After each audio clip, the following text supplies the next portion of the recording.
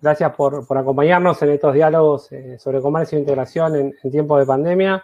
Hoy va a ser un poco distinto el diálogo de los jueves, dado que en general lo que hacemos Ricardo y yo es entrevistar a alguien y seguir un diálogo.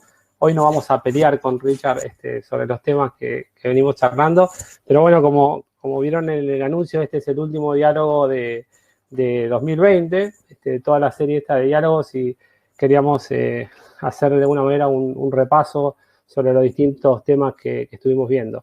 Entonces, lo primero que queríamos hacer es agradecerles a ustedes por ser un público fiel y juntarse todos los jueves y compartir con nosotros un rato. Este año hicimos 34 diálogos desde que empezó la pandemia, o sea que fueron 34 semanas seguidas, ininterrumpidas, de diálogos, con lo cual le queremos agradecer también muchísimo a todos los speakers que amablemente se sumaron para compartir su tiempo, sus ideas y sus perspectivas hacia adelante sobre los distintos temas que fuimos trabajando. Queremos también agradecerle a todo el equipo del INTAL que nos ayudó en este proceso, al equipo de comunicación y a la gente de tecnología que están siempre ahí al firme, toda la gente que está atrás de lo que ustedes ven para que podamos llegar bien hacia ustedes. Como les decía antes, 34 diálogos, el primero fue el 16 de abril, 18.700 personas lo vieron en vivo, 9.800 vieron los diálogos después en repeticiones, o sea que más de 28.000 personas estuvieran conectados de alguna u otra manera a estos diálogos, así que les agradecemos muchísimo que se hayan tomado el tiempo. Este es un esfuerzo que hicimos desde el INTAL como respuesta a la pandemia, que se complementó con otras cosas que estuvimos haciendo y que están todas disponibles para ustedes en la página de internet. Están por un lado los diálogos, después hicimos un newsletter, de hecho sale uno el día de mañana, la edición número 11, hicimos un montón de cursos, que más de 3.500 empresas se capacitaron a través de estos cursos y están todos disponibles en internet. También hicimos un llamado a propuestas de investigación, donde se presentaron más de 200 propuestas, seleccionamos un grupo de esas propuestas y las investigaciones van a estar todas listas a fin de año, así que todo ese material va a estar disponible para ustedes y creo que de alguna manera es la forma en la cual tratamos de reaccionar ante la pandemia que nos cambió la agenda a todos, los que estamos acá, y hicimos el mayor esfuerzo posible para poder compartir buenas prácticas y herramientas que nos lleven a poder sobrellevar mejor la pandemia.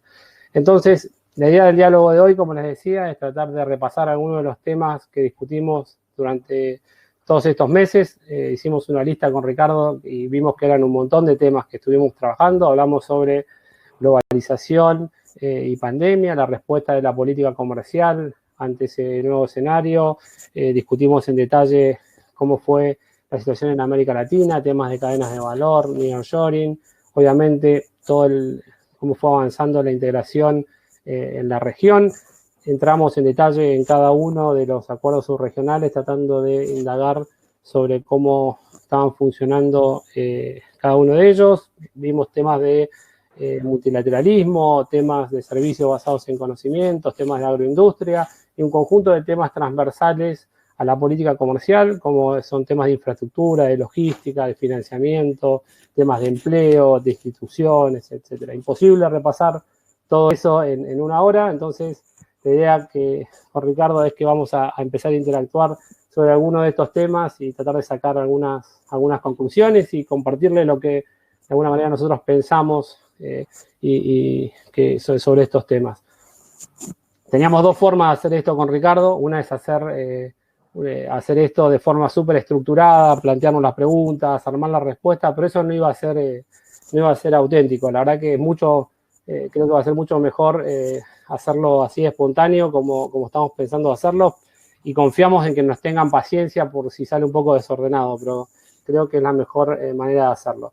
Así que bueno, esta era un poco la introducción. No sé, Ricardo, si vos querías agregar algo, si no empezamos a disparar. Sí, gracias Pablo, gracias a todos, me sumo al agradecimiento. Y yo me gustaría decir que para mí estos diálogos que fueron muy interesantes y que ha recibido a lo largo de todo este tiempo muchos comentarios positivos, yo creo que la palabra para que los describe de la mejor manera, por lo menos para mí, es el tema de la diversidad, ¿no? Porque creo que hemos tocado temas diversos que van desde la comunidad andina hasta el CARICOM, pasando por servicios basados en el conocimiento y el sector primario. Hemos hecho diversidad en términos disciplinarios. Toda la gente que ha pasado por acá son especialistas de temas vinculados a las cuestiones que hablamos, pero ha habido politólogos, ha habido especialistas en relaciones internacionales, ha habido economistas, diversidad de audiencia, porque si bien tenemos acá un reporte y vamos viendo en el chat que hay gente de los más variados y diferentes países de América Latina y el Caribe, lo cual eso es una cosa importante para nosotros que trabajamos en el INTAL con toda la región.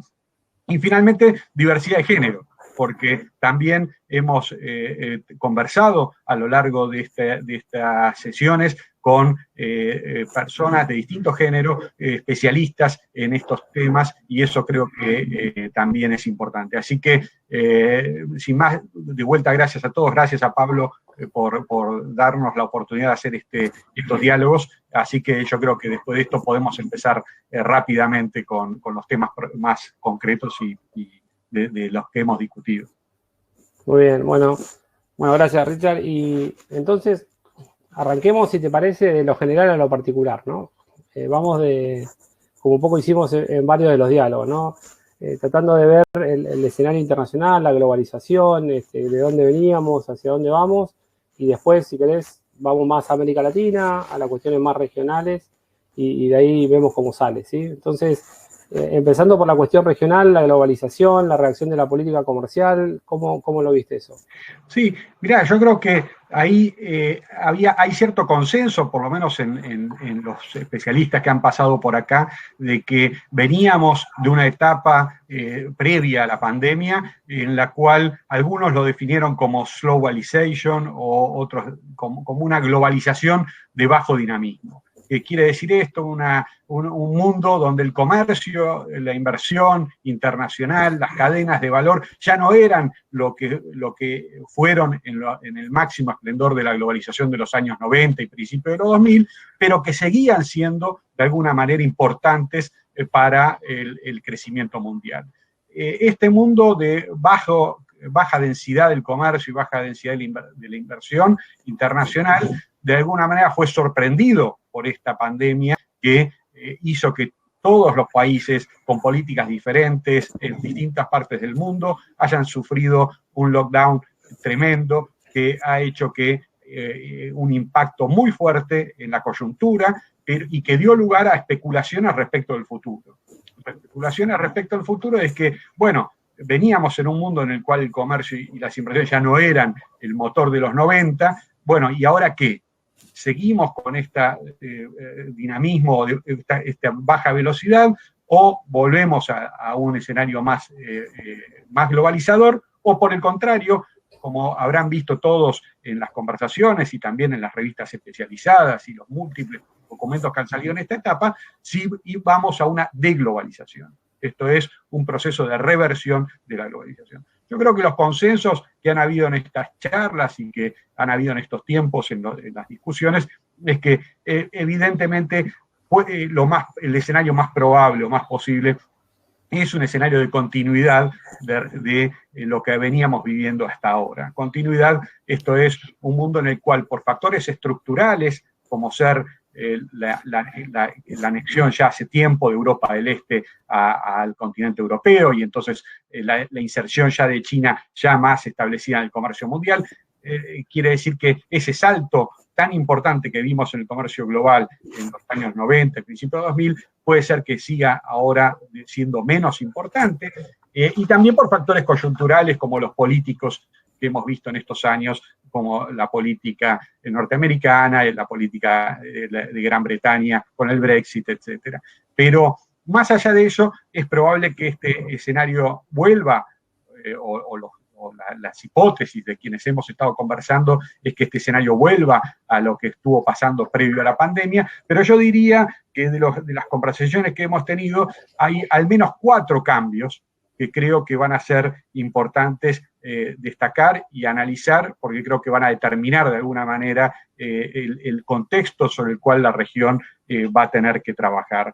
El primero de los cambios, y seguramente Pablo va a hablar de esto más adelante, tiene que ver con la aceleración de lo digital. Lo digital es algo que ya existía, que ya existe y que va a seguir existiendo y va a profundizarse. Lo digital es algo tan amplio y tan diverso como tecnologías nuevas que impactan sobre la industria, que impactan sobre los servicios, que impactan sobre el agro, que impactan sobre el mundo del trabajo, que impactan sobre la sociedad en su conjunto. Pero esto digital también impacta sobre el comercio internacional. Y esto es un dato importante que el mundo tiene, que nosotros como región tenemos que incorporar tanto desde el punto de vista productivo como desde el punto de vista del comercial.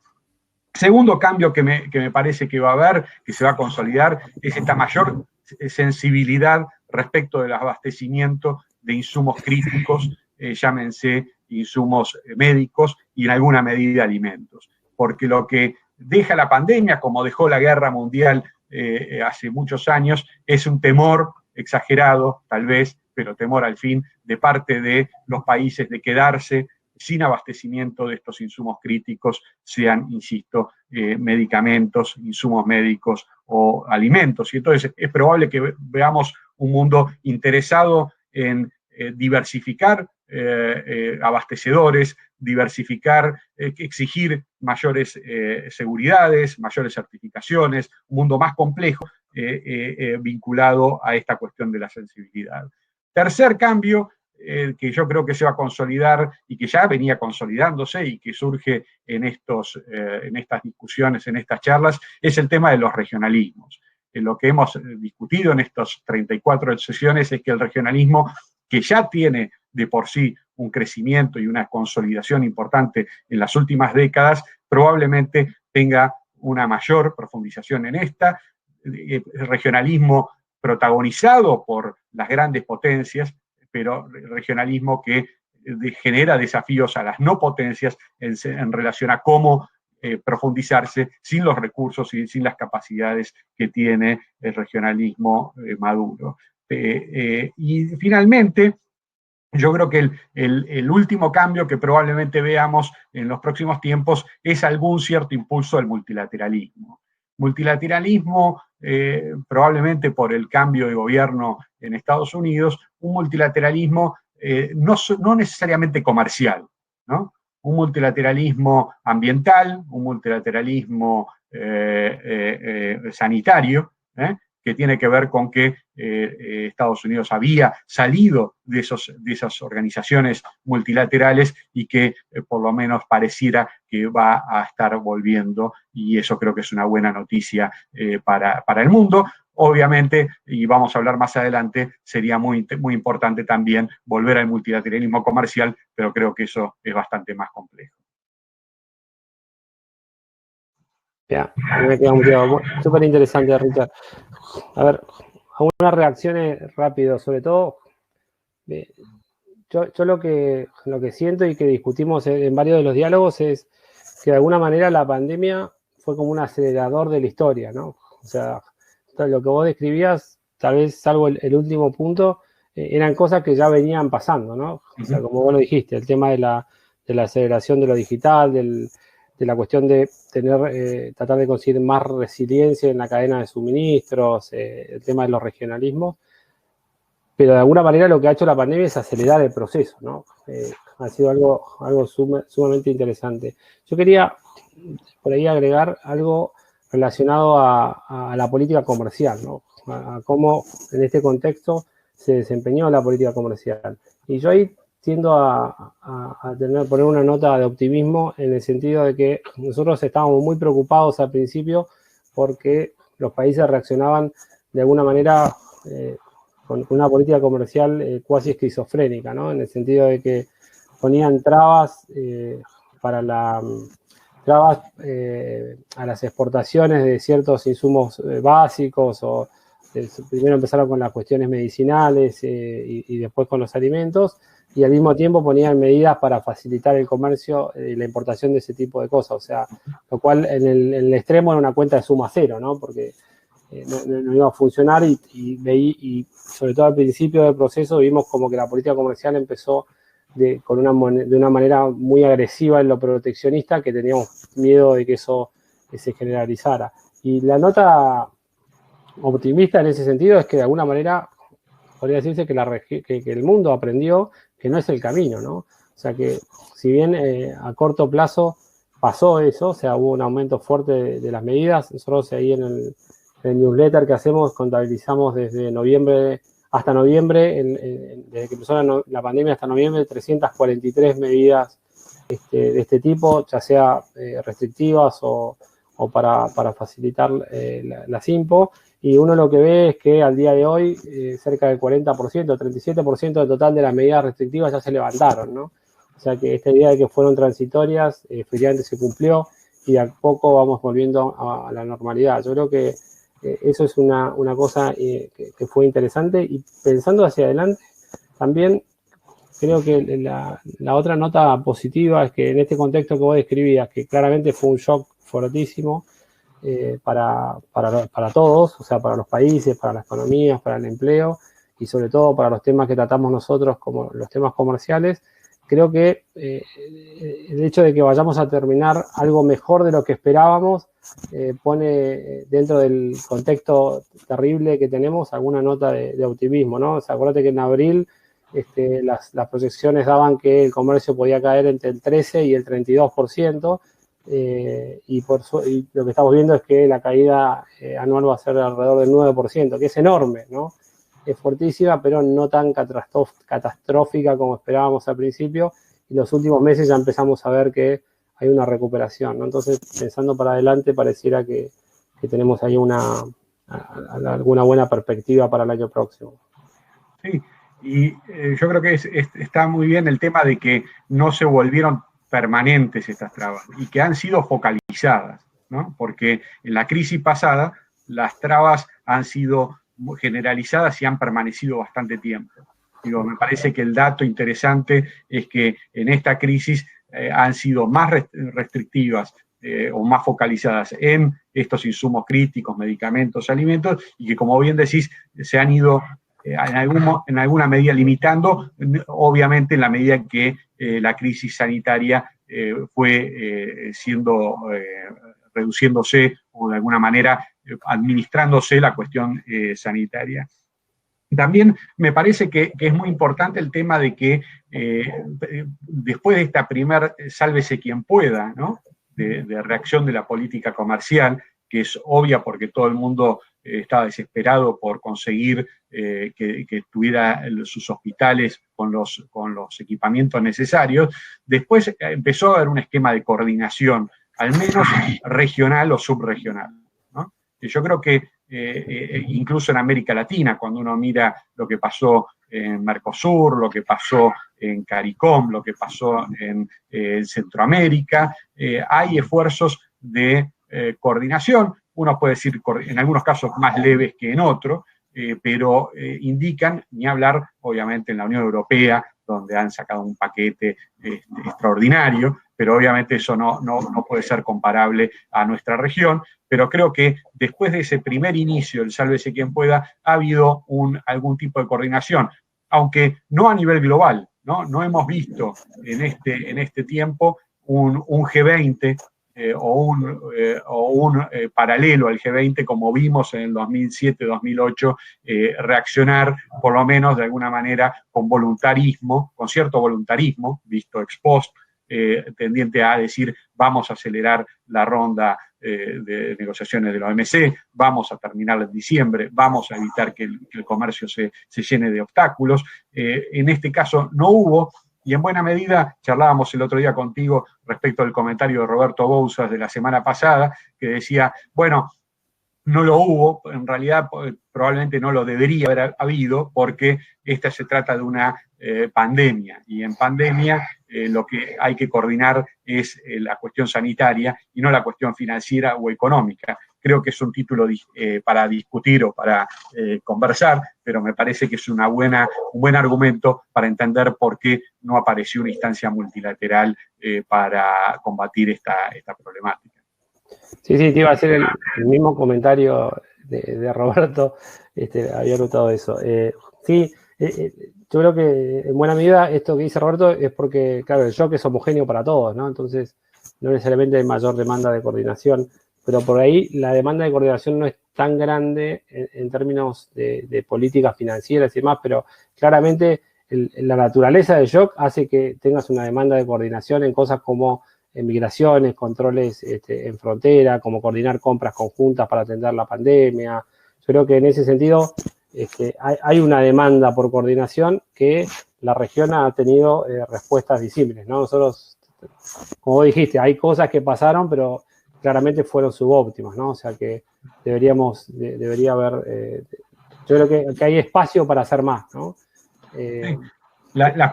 Discúlpame, pero digo, la primer demanda de coordinación, ¿no? Es la demanda de coordinación sanitaria. Digo, obviamente lo que pasó, la pandemia no es otra cosa que lo que los economistas consideramos un mal público global o un bien público global negativo.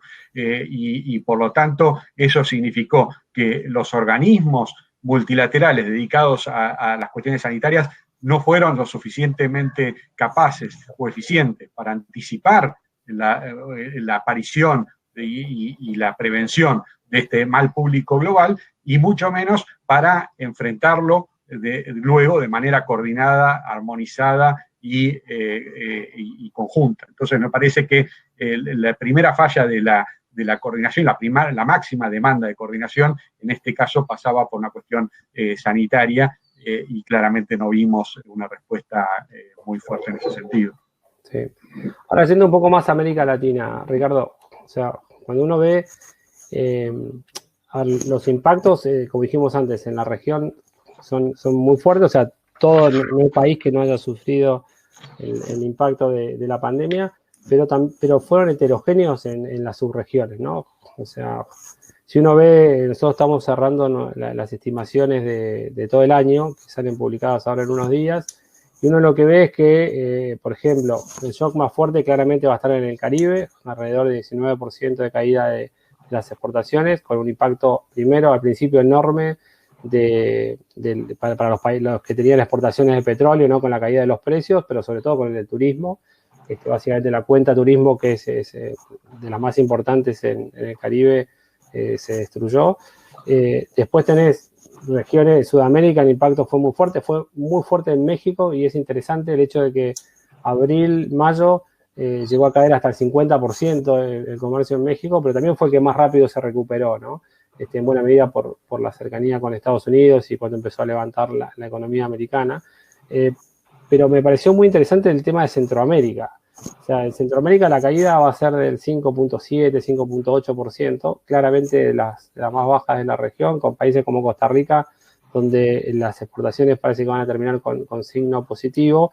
Y eso me lleva al tema del comercio, de la diferencia entre el comercio intrarregional y extrarregional, ¿no? En buena medida, ese comportamiento de Centroamérica se debe al comportamiento, digamos, a la recuperación de la economía americana, pero también al comercio intrarregional, ¿no? Que es un sistema que está funcionando relativamente bien en términos de integración, que fue la subregión que tuvo la mejor respuesta coordinada ante la pandemia, ¿no? O sea, que armó el plan de los 1.300 millones de dólares que tenía en la parte fiscal, la parte comercial, y avanzaron mucho en la parte en la parte de facilitación también. O sea que creo que de alguna manera yo diría que tiendo a ver que en ese caso como que la integración funcionó mejor, ¿no? Y te genera un paliativo ante el shock.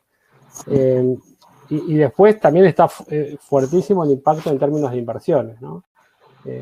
Nosotros, si uno ve los datos del primer semestre, se veía que las inversiones en América Latina habían caído menos que en el promedio, que el promedio mundial, pero de todas maneras la caída es fuertísima, y los datos recientes de la CEPAL muestran que van a ser realmente fuertes, ¿no? Se habla de que puede llegar hasta el 50%. Entonces, un poco la pregunta es, ante este escenario, ¿cómo hacemos, no? O sea, que fue algo que discutimos, tratamos de empujar en todos los diálogos, ¿dónde está la oportunidad de acá para adelante? ¿Cómo puede la región encontrar sus fuentes de crecimiento ex post? Y ahí apareció un tema recurrente y que creo que es interesante y tiene que ver con lo que decías al principio, ¿no? Esta idea de que hay procesos que se aceleraron y que dentro de esa crisis generan ciertas oportunidades. Y es este tema de la reconfiguración de las cadenas globales de valor, ¿no? Que en buena medida arrancó después del año 2008, que empezamos a ver que las cadenas globales empezaron a ser más regionales, o sea, tratando de asegurarse sus cadenas de suministro. Las empresas lo que empezaron a hacer es tratar de buscar más resiliencia y tener distintas opciones para sus suministros, y empezaron a hacerse de alguna manera un poco más regionales. Eso con las fricciones comerciales entre Estados Unidos y China se incrementó un poco, y con la pandemia claramente ha tomado un impulso muy, muy grande, que es interesante. Una de las encuestas que realizó UPS hace poco, donde entrevistó a más de 500 grandes empresas multinacionales, y ellos decían que el 75% de esas empresas estaban pensando en reajustar su cadena de suministro a nivel global, ¿no? Lo cual no quiere decir necesariamente que van a cerrar en un lugar y abrir en otro, pero sí tener resiliencia y tratar de ver cómo pueden optimizar su cadena de suministro para poder atender a estos eventos discretos como el de la pandemia, ¿no? Que claramente se demostró que pasan. Entonces, en ese escenario, donde uno lo que ve es que hay un proceso en el cual los capitales empiezan a moverse en el mundo, o la estructura de las cadenas de suministros empiezan a moverse, pareciera que la región tiene una oportunidad, ¿no? De cómo hacemos para poder captar más inversiones o generar más exportaciones para insertarnos en esas cadenas de suministro, lo que se ha dado a llamar el nearshoring, que para nosotros que trabajamos en estos temas de hace mucho no es nada nuevo, ¿no? O sea, este tema de nearshoring, sobre todo en el sector de servicios, es algo que venimos pregonando desde hace mucho tiempo, tratando de asegurar, de aprovechar las ventajas que tiene la región en términos de localización, de uso horario, de ventajas de acceso a mano de obra calificada. Bueno, pareciera que en este contexto se extiende también a otras industrias. Ahora, para que eso pase, ¿no? Para que la región pueda efectivamente capitalizar esa oportunidad, hay que avanzar en la agenda que tenemos pendiente, ¿no? O sea, en la agenda de integración que tenemos pendiente. Entonces, está por un lado el tema de tener políticas específicas de atracción de inversiones, o sea, todo lo que tiene que ver con promoción de inversiones, con crear un buen clima de negocios, que permita que las empresas, que sea atractivo para las empresas deslocalizar parte de esa producción hacia nuestra región. Después está todo lo que tiene que ver con las políticas, si querés, de infraestructura, en el sentido de que puedan operar de forma eficiente en nuestros países. Ahí está todo el tema de infraestructura física, o sea, tema de puertos, de carreteras, conectividad digital, etcétera, pero también la parte soft, ¿no? Que tiene que ver con la facilitación comercial, con todo el tema de facilitación de trámites, de instalación de empresas, etcétera. Y por último, las empresas tienen que poder operar en un ambiente regional que funcione, ¿no? Y ahí tenemos toda la agenda de integración pendiente en términos de convergencia, armonización de normas, de acumulación de origen, etcétera. Entonces, siendo un poco a esta idea de pensar hacia adelante, creo que en general en los diálogos hubo consenso en que hay una oportunidad, o sea que efectivamente la región tiene una chance de poder captar ese tipo de operaciones hacia la región, pero no se va a dar por sí solo, ¿no? Tenemos que poder avanzar en esa agenda pendiente, que en buena medida tiene que ver con fortalecer la estructura regional y los regionalismos que pensabas antes. No sé si coincidís con eso. Sí, claramente me parece que aparece una oportunidad en este realineamiento de los países y de las cadenas de valor. Como vos decías al principio, es verdad que muchas de estas cadenas de valor ya son regionales, ¿no? Y en todo caso, lo que estaba faltando en nuestra región es justamente más inversión pública en infraestructura, en bienes públicos, más inversión privada y también más preferencias por lo regional, ¿no? Entonces me parece que lo que se está sembrando en este caso es que justamente por factores exógenos que tienen que ver con seguridad, que tienen que ver con cuestiones geopolíticas, que tienen que ver con cuestiones ambientales, el transporte es cada vez más contaminante y por tanto traer producciones desde lejos hasta más cerca genera ganancias ambientales, que es un bien muy valorado ahora, no lo era hace 20, 30 años, y entonces todo eso conjuga un escenario que permite pensar en que esto es una oportunidad. Y como bien decís, es una oportunidad que depende en alguna medida de los que gestionan los abastecimientos globales, esto es las empresas transnacionales que existen en todo el continente americano, hay multinacionales en Brasil, en Chile, en Colombia, en Argentina, en Venezuela, en todos los países de la región, que son esas transnacionales, son las que de alguna manera determinan de dónde se abastecen y cómo se abastecen, y también las grandes transnacionales del mundo desarrollado del continente, que son las transnacionales norteamericanas, las transnacionales canadienses, que también pueden convertirse en ejes, en focos, en estimuladores de este fenómeno, que como bien decís, es un fenómeno integral que requiere, yo creo que la palabra que lo conjuga es inversión. Inversión pública, inversión privada, financiamiento, un conjunto de cosas que generen crecimiento en las capacidades productivas nacionales en nuestros países para que puedan aprovechar en mayor medida la integración y las redes que constituyen estas cadenas regionales que hasta ahora, hay que decirlo, han sido más excepcionales que la regla, salvo, obviamente, cuando hablamos de Estados Unidos y México, y en alguna medida CARICOM y Caribe y Centroamérica, que sí están más alineados al abastecimiento de Estados Unidos, de transnacionales norteamericanas, mucho menos para el sur, pero también mucho menos las translatinas o las transnacionales de todos los países del mundo que están, de otros orígenes que están en nuestros países, tampoco han hilado, y en alguna medida yo creo que ahí faltan también políticas de incentivo a eso, ¿no? No solo financiamiento, no solo más libre comercio, no solo el tema de la acumulación de origen que vos mencionabas, sino también políticas específicas, ¿no? Que de alguna manera lo promuevan, y siempre me acuerdo, o vuelvo al caso, hay otros, pero en Argentina y Brasil, del comercio bilateral automotriz, ¿no? Donde de alguna manera no fue espontánea esa integración, sino que ha habido políticas específicas, algunos las juzgan mejor que otras, pero que lo que sí han generado es especialización, complementación y flujos comerciales, y eso creo que es innegable, más allá de que, insisto, seguramente debería mejorar, debería saltar hacia otro estadio de innovación, hacia otras cuestiones que podemos discutir más adelante, pero creo que las políticas específicas también pueden ayudar o apoyar este fenómeno que vos estabas mencionando. Sí, sí.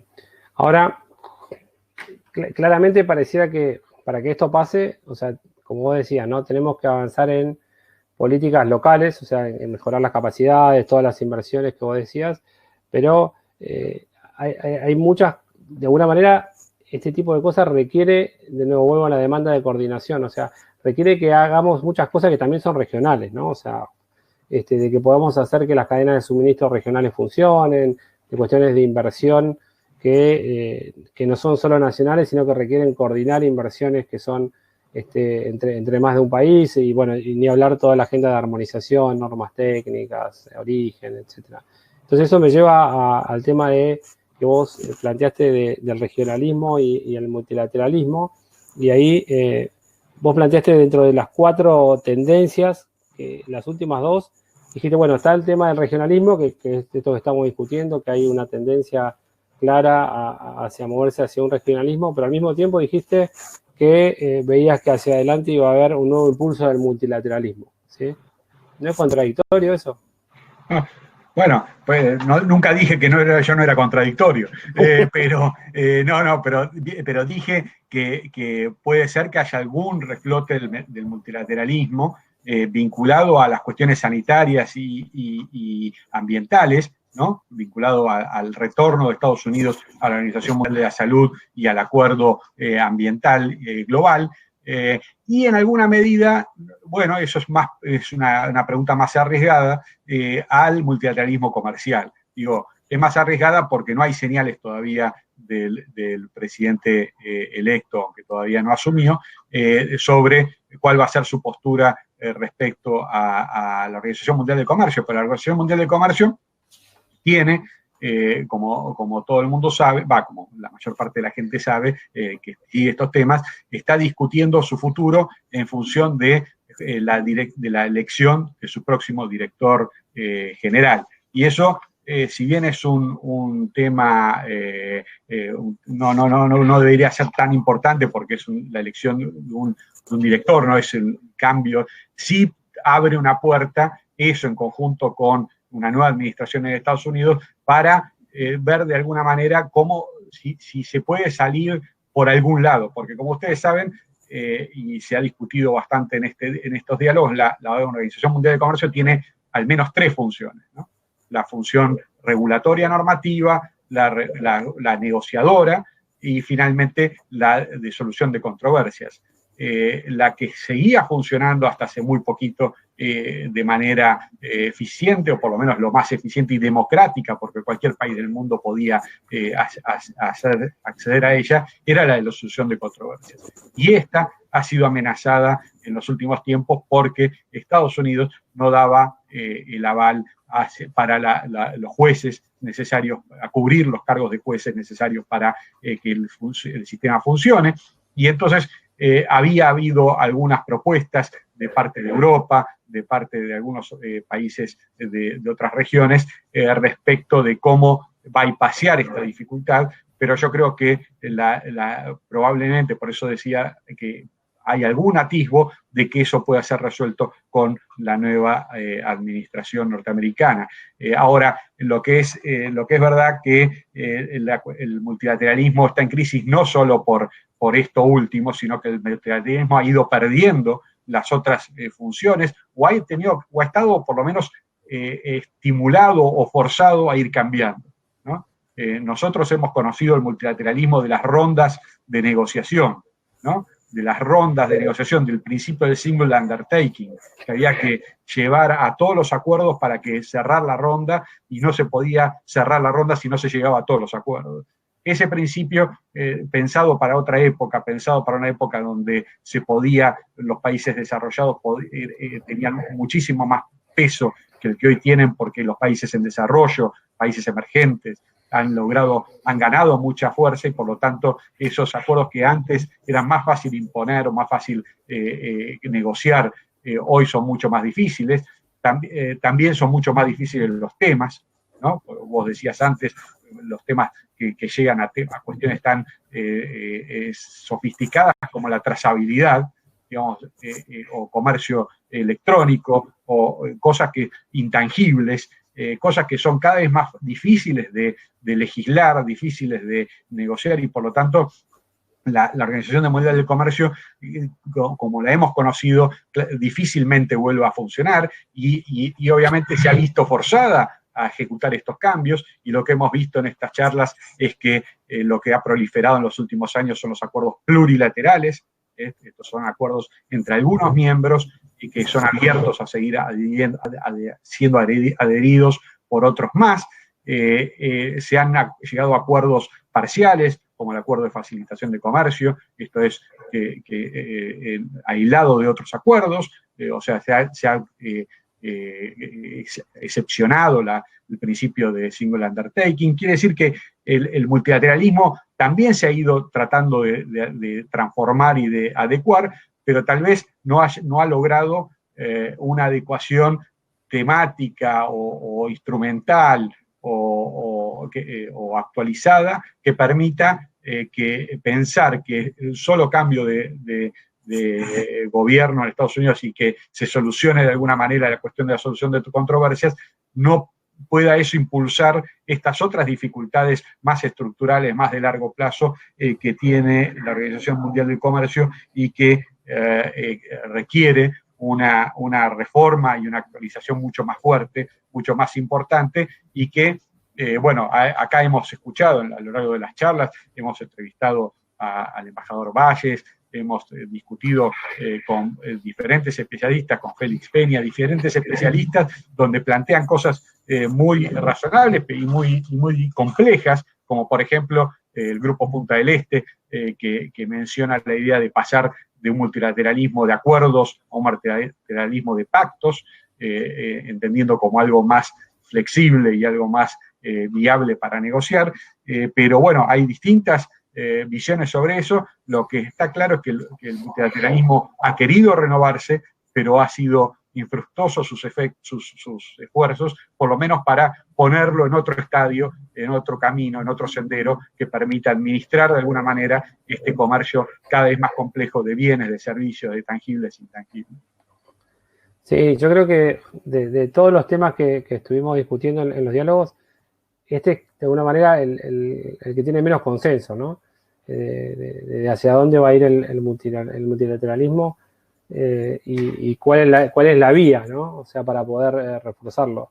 Yo creo que, a ver, en un mundo con tanta incertidumbre como tenemos y con esta dinámica donde las cosas cambian todo el tiempo, siempre recuerdo que Andrés Rebolledo en uno de los diálogos decía eso, ¿no? O sea, tenemos una demanda, por un lado está la demanda de coordinación, pero por otro lado está la demanda de flexibilidad, ¿no? O sea, nosotros estamos acostumbrados a, como decías vos, a hacer las rondas de negociación, llevaban años, acordábamos normas y esas normas pensábamos que servían y iban a durar por un montón de tiempo, y hoy por hoy el solo hecho del tiempo que gastamos en la negociación hace que lo que estemos negociando tal vez deje de ser obsoleto, ¿no? Porque la tecnología cambió, porque lo que se comercia es distinto, porque las modalidades son diferentes, etcétera. Entonces, yo creo que ahí hay todo un tema que vamos a tener que pensar hacia adelante de cómo hacer para fortalecer el multilateralismo, teniendo claro que hay que pensar fuera de la caja, ¿no? Esto que vos decías de los acuerdos plurilaterales, creo que es algo que iba funcionando. El tema del DEPA para mí fue sumamente interesante, de armar perdón, un acuerdo plurilateral, como vos decís, entrando muy en detalle en ciertos temas, dejándolo abierto que se sumen otros países, pero no hacerlo en el marco de la OMC, ¿no?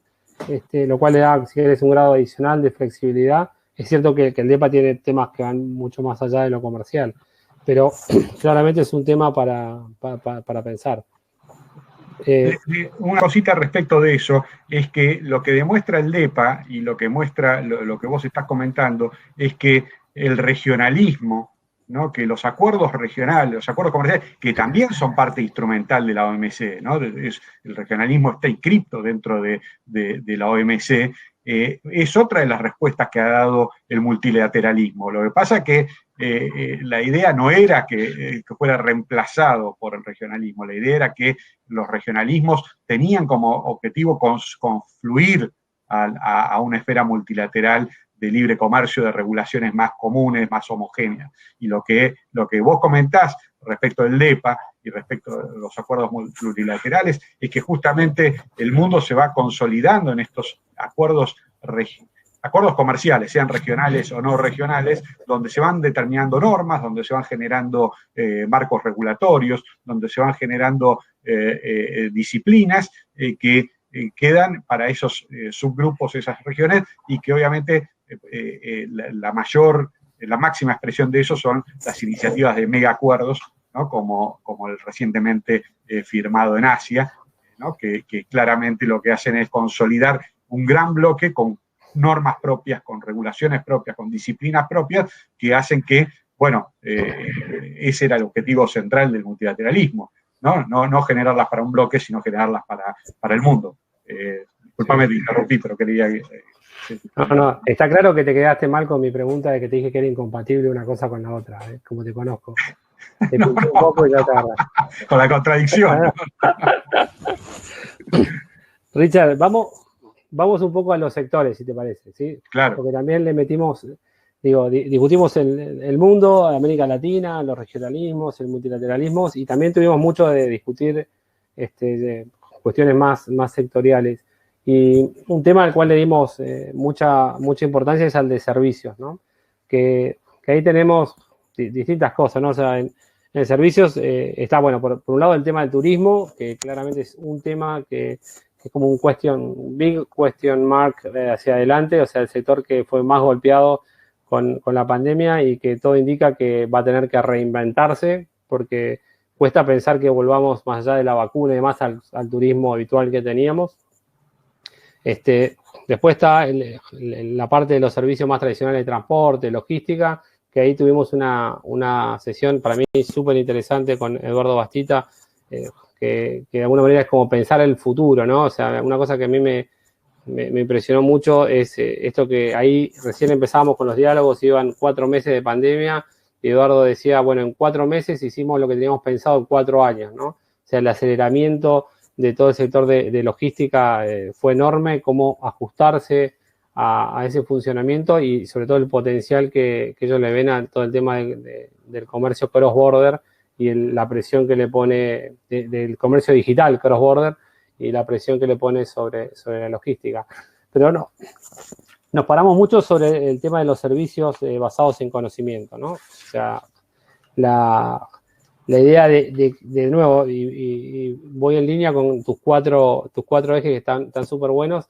Creo que este tema de la digitalización que mencionabas como uno de los ejes, lo que hizo fue poner sobre la mesa, visualizar aún más un sector que veníamos viendo y veníamos hablando mucho del potencial que tenía, de la gran capacidad de innovación, de generación de empleo, de resiliencia, y lo que ha pasado con la pandemia, de alguna manera, si alguien puede decirse que fue un ganador dentro de todo esto, fue ese sector, ¿no? O sea, un sector que tuvo, por un lado,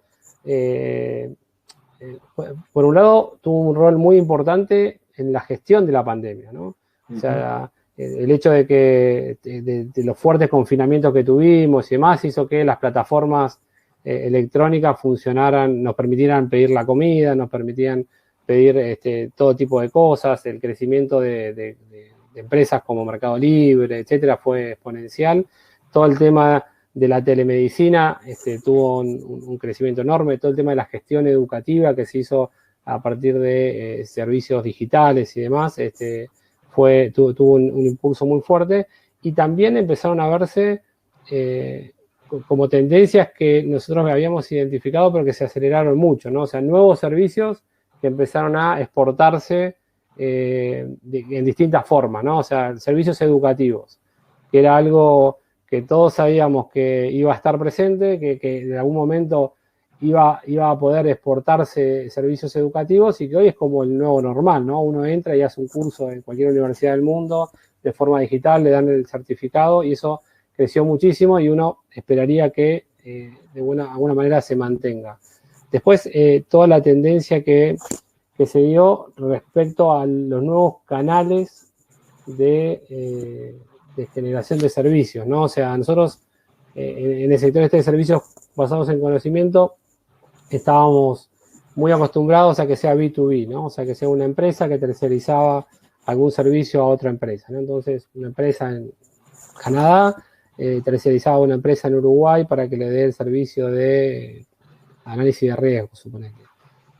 Pero ahora empezaron a hacerse nuevos tipos de provisión de servicios internacionalmente, ¿no? Hoy es normal hacer un pool de consultores y que te den un servicio, o sea, esta idea del microsourcing, que funciona con plataformas intermedias, gente que da servicios, que exporta servicios de educación física, por ejemplo, gimnasias, etcétera. Y de alguna manera, ese impulso que se le dio al sector también nos llevó a indagar sobre cuestiones que tienen que ver con la política pública en apoyo al sector, ¿no? Son sectores que son sumamente heterogéneos, lo cual lleva a repensar de alguna manera la política de apoyo del sector, ¿no? Ahí con Dorotea Gómez, con Dorotea hicimos toda una discusión, Dorotea López Giral, perdón, hicimos toda una discusión sobre si el sector necesita apoyos verticales, o sea, específicos, o apoyos horizontales. Con Nano Müller vimos todo el tema de la gobernanza, o sea, que es algo que nunca, o sea, o muy pocas veces se planteó en los países de la región, cuál debería ser la gobernanza que debe tener las políticas de apoyo a un sector tan específico y tan heterogéneo como esto, ¿no? Entonces, está todo el tema de la gobernanza, el tema del diseño de la política comercial, que en general está siempre hecha y diseñada para bienes y no para servicios. Entonces ahí entró el tema del DEPA muy, muy fuerte, y todo el tema de financiamiento, que es un tema que tocamos también en los diálogos. Y está que es un sector que es muy intensivo en el uso de mano de obra, que tiene muy pocos activos fijos, que tiene flujo de negocios completamente distinto que el del sector de bienes. Entonces, la forma en la cual se financia tiene que ser completamente distinta a la que se financian las empresas tradicionales, ¿no? O sea, claramente el sector bancario le cuesta muchísimo adaptarse a eso porque no está acostumbrado a eso y porque tiene regulaciones que no son que no están pensados para ese tipo de empresas. El mercado de capitales, que debería ser el canal en nuestros países, salvo contadas excepciones, es muy, muy pequeño. Entonces, eso llega a repensar cómo hacemos para también financiar esas empresas. Entonces, pensando un poco hacia adelante, con el sector de servicios, a mí se me plantea como una dicotomía, donde estamos viendo que claramente es el sector, o sea, es uno de los sectores más dinámicos, fue el sector que mejor soportó la crisis, un sector donde la región tiene una gran oportunidad, pero al mismo tiempo es un sector donde deberíamos repensar casi toda la política de apoyo que diseñamos, ¿no? De cómo generamos los instrumentos, de cómo negociamos internacionalmente, etcétera. No sé, ¿qué te parece? Sí, no, me parece dos cosas. Coincido contigo que es uno de los nuevos sectores que han aparecido en las últimas décadas y con más fuerza en los últimos tiempos en la región, que hay capacidades, que hay posibilidades de inserción internacional en la cual no observan las mismas dificultades que observa el comercio de bienes, observa otras dificultades, pero también otras capacidades. No es tan importante el tema del transporte, no es tan importante el tema de los costos de logística, o en todo caso son otros costos, otros determinantes, con lo cual me parece que hay capacidades y oportunidades muy importantes en la región. Pero también me gustaría comentar que buena parte de estos servicios basados en conocimiento están ligados directa o indirectamente a los bienes, tanto agrícolas como industriales y mineros. Y que en todo caso, además de promover la exportación de servicios basados en conocimiento, que creo que es muy importante y es nuestra función, y creo que América Latina tiene que profundizar, también tiene que profundizar lo digital, lo que hablamos hace un rato, lo digital entendido como una práctica tecnológica, como un paquete tecnológico orientado a insertarse y modernizar nuestro sistema productivo industrial, nuestro sistema productivo agrícola, nuestro sistema productivo minero. Y eso me parece que es un tema muy importante porque las dos cosas se pueden ser complementarias, ¿no? Los servicios de software, los servicios incluso los de telemedicina, ¿no? No sé tu experiencia, pero seguramente hay mucho, la mía sí, he ido a médicos con telemedicina y después ir a verlo personalmente por otra cuestión. O sea, son absolutamente complementarios muchas veces y creo que es muy importante que la región haga esto que algunos llaman industria 4.0, otros llaman agromoderno o lo que sea, pero que lo que implica es esta mayor interrelación y mayor interdependencia entre el agro, la industria y estos nuevos servicios que son fundamentales para modernizar la actividad productiva de la región. Sí, sin duda. Richard, estamos ya casi en una hora, se nos pasó rápido. ¿Sí? Pero como es el último y lo manejamos nosotros, nos podemos pasar sin problema. No, seamos respetuosos con la... Por supuesto. No, a ver, si querés, un poco para ir presentando, terminando, empecemos en el futuro, ¿no? O sea, ¿cómo vemos para adelante o qué temas nos preocupan? Si querés, arranco yo con algunas reflexiones generales. O sea, yo creo que varias ya las fuimos discutiendo. Yo creo que de alguna manera esta idea de que la pandemia es un acelerador de la historia y ratificó buena parte de las tendencias que se venían dando, nos llama a la acción, ¿no? A la acción para poder adaptarnos a esos cambios y tratar de ver dónde encontramos oportunidades dentro de la crisis, sobre todo porque lo que viene después va a ser, o sea, el día después de la pandemia, volver a crecer y demás va a ser una tarea sumamente desafiante para la región. Y bueno, entonces yo empezaría por el tema que acabamos de hablar, ¿no? Yo creo que hay que hacer una apuesta a estos sectores modernos. Yo creo que el tema de los servicios basados en conocimiento nos da una oportunidad a la región para poder captar empleo, para poder generar empleo en sectores de alto valor agregado. Creo que es un sector que nos da oportunidades a distintos países en distintas áreas y eso demanda, como dijimos recién, ¿no? Repensar un poco las políticas de apoyo, pero creo que es algo que para adelante no tenemos que perder tenemos que tener en perspectiva. Segundo tema que no hablamos mucho, pero que creo que es importante, es toda la política de facilitación comercial, ¿no? Nosotros estamos muy acostumbrados a hablar sobre la importancia de la facilitación comercial, de mejorar la operatoria sin frontera, de mejorar los trámites aduaneros, el operador económico autorizado, las ventanillas únicas de comercio exterior. Yo creo que toda la operatoria comercial va a ser sumamente desafiante post pandemia, ¿no? Vamos a tener mucho más requisitos sanitarios, todo el tema de controles fitosanitarios, etcétera. Yo creo que eso nos va a demandar en la región la necesidad de poder digitalizar mucho más los procesos, ser mucho más eficientes, y si no lo hacemos, creo que eso se nos va a transformar en un cuello de botella enorme para entrar a otros mercados, ¿no? Entonces, yo creo que hacia adelante no hay es otro de los temas que tenemos que tener muy presentes.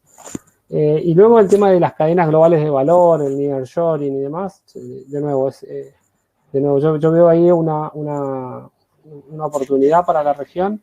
Creo que es importante toda la agenda complementaria que hablamos, que hace que va a hacer que eso pase, ¿no? O sea, no hay que descontar que las oportunidades que se pueden dar en este contexto de relocalización de las cadenas globales de valor se vaya a dar per se, ¿no? Y una cuestión interesante para mí es que cuando uno estudia estos procesos, o sea, cuando empezó a darse este proceso de deslocalización y de globalización, las empresas lo que hacían era terciarizar o deslocalizar con subsidiarias en distintos lugares del mundo, buscando tener ganancias de competitividad por las ventajas intrínsecas de cada uno de esos destinos. Y en general, el driver de eso eran los costos laborales, ¿no? O sea, uno lo que decía era de terciarizar en distintos lugares porque en general podía tener costos de producción más bajos, donde el componente laboral era, si querés, una de las partes más importantes. Después eso fue cambiando, fue la idea de ganar eficiencia, calidad y demás, pero siempre el componente laboral era muy, muy fuerte. Y lo que estamos viendo es que los cambios en la forma de producción, el fuerte crecimiento de la automatización, la robotización y demás, está haciendo que los diferenciales de costos laborales ya no sean tan importantes, ¿no?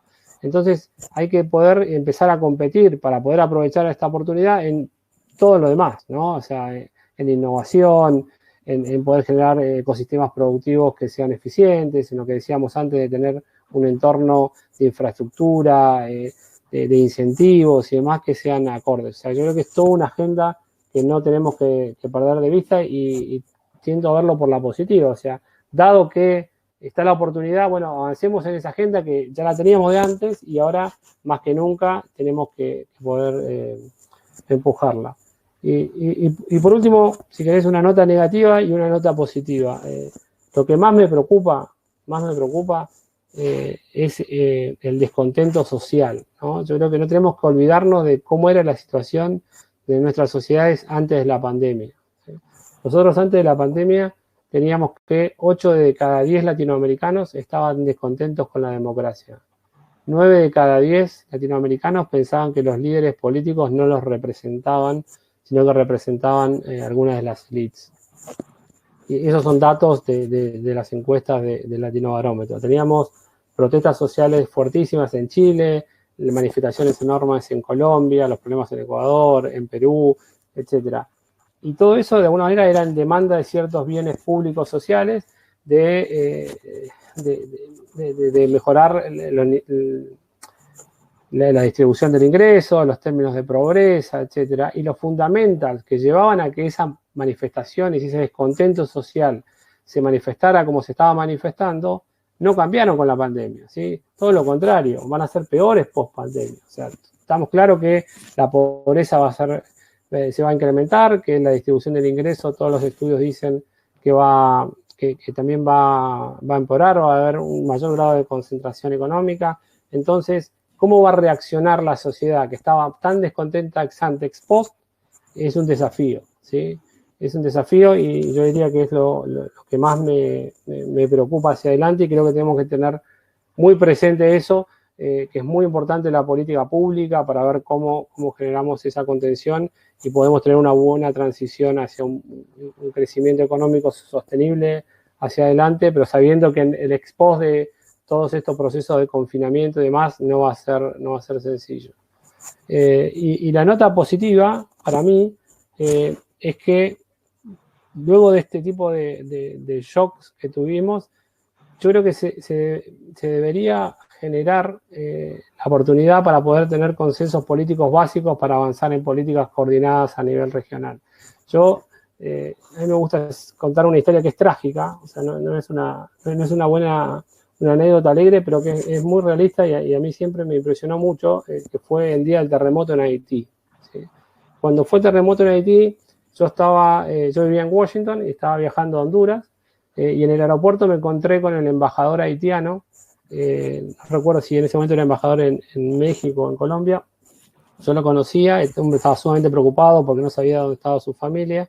Entonces estábamos en el aeropuerto hablando sobre la situación y en un momento, un gran tipo muy reflexivo, para y me dice, bueno, pensémoslo como una oportunidad, dice.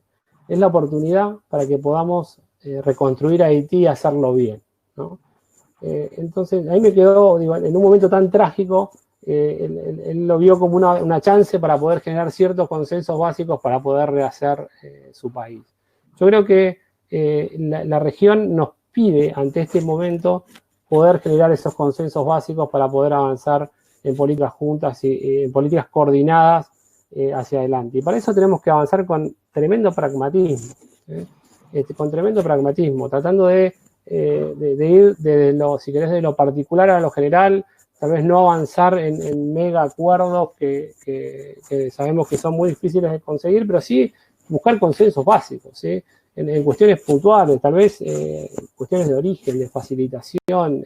Ahora estamos trabajando mucho para la reapertura de fronteras. O sea, yo creo que tenemos que poder generar esos consensos básicos para poder seguir hacia adelante. Yo creo que América Latina y el Caribe se debe una discusión profunda de su modelo de desarrollo hacia adelante, y me parece que esto nos puede dar una oportunidad. Sí, coincido plenamente con vos. Creo que es un momento de reflexión y de pensar el futuro. Hay un mundo que va a ser muy complejo. El mundo que viene, el que ya estamos y el que viene, es un mundo muy complejo, que también depara algunas buenas noticias. Muchos de los países de la región tienen financiamiento y van a tener financiamiento accesible en los próximos tiempos. Entonces, se están revalorizando algunos de nuestros productos básicos. Yo creo que se necesita también una agenda productiva de los bienes y servicios tradicionales de la región, ¿no? Y esta agenda yo creo que pasa por esta mayor interrelación de lo digital en la industria, en el agro, en la minería, y también en un consenso en torno a cómo hacer para que nuestros países puedan tener un acceso al mercado mundial en productos de más valor agregado, pero más valor agregado no artificial, sino natural, a partir de alimentos procesados, a partir de minería procesada, a partir de recursos naturales procesados que hoy en día están bastante obstaculizados a nivel global por las trabas arancelarias y por los subsidios que rigen en buena parte del mundo. Pero básicamente yo coincido con vos que la región se debe a una discusión profunda de integración, de desarrollo, porque se ha quedado y muchas veces vuelve la retórica de que el modelo de integración y desarrollo, el único modelo posible es el de la sustitución de importaciones. Y yo creo que la región y el mundo muestran que hay otros modelos de desarrollo, en el cual obviamente producir más y mejor industria es un camino, pero también es un camino producir más para exportar, más para también importar más, generar más servicios, más bienes, más agro, más minería. No se puede descartar nada, pero todo eso requiere inversión, requiere modernización, requiere infraestructura, requiere capital privado, requiere capital público, y creo que ese es el desafío de lo que viene, un modelo de desarrollo moderno con inserción internacional inteligente, al cual hay que contribuir desde el BID Intal a generar estos consensos, estas ideas, para que vayan permeando dentro de las sociedades. Bueno, muchas gracias, Richard. Yo creo que con esto vamos terminando. Le agradecemos muchísimo a la gente que se quedó hasta acá y que nos acompañó durante todo este ciclo, que obviamente vamos a tratar de hacer de nuevo el año que viene. Creo que ha sido súper interesante. Muchísimas gracias a vos, Richard, por la paciencia de empujar este ciclo. Creo que una de las mejores cosas que me pasó este año fue volver a trabajar con Ricardo más de cerca. Como yo me dedico a esto gracias a Richard, que me rescató de mis épocas que trabajaba en transporte, así que ha sido mi mentor durante muchos años. Así que mil gracias, Richard, por el tiempo y por las ganas de empujar estos diálogos. No, gracias a vos, gracias a todos por acompañarnos. Yo dije al principio que una de las cosas que identificó esto fue la diversidad, ¿no? Y yo creo que me salté una, que es la diversidad etaria. Y creo que se comprobó que la edad promedio de mis invitados ha sido bastante más alta que la tuya, que no demuestra tanto la diferencia de edades que tenemos, pero sí alguna diferencia, y también esto de que me parece que también es muy importante tener miradas de la gente con más experiencia, y también con gente joven que está metiéndose en estos temas que tienen que ser cada vez más importantes y que estamos tratando a través de estos emprendimientos a materializarlo. Y obviamente gracias por estas palabras que yo también comparto, que fue un placer volver a trabajar con vos tan intensamente después de mucho tiempo, y espero que el año que viene podamos hacer estos diálogos de nuevo, pero también espero y deseo ansiosamente que no sean en tiempos de pandemia, que podamos borrar esa última frase del título que da lugar a estos diálogos, y que sean solo integración y comercio y inversión y todo lo que quieran, pero saquemos por favor ese tiempos de pandemia. Muchas gracias. Tal cual. Bueno, gracias, Richard, saludos a todos, que tengan un muy buen año y nos vemos el próximo. Chau. Chau.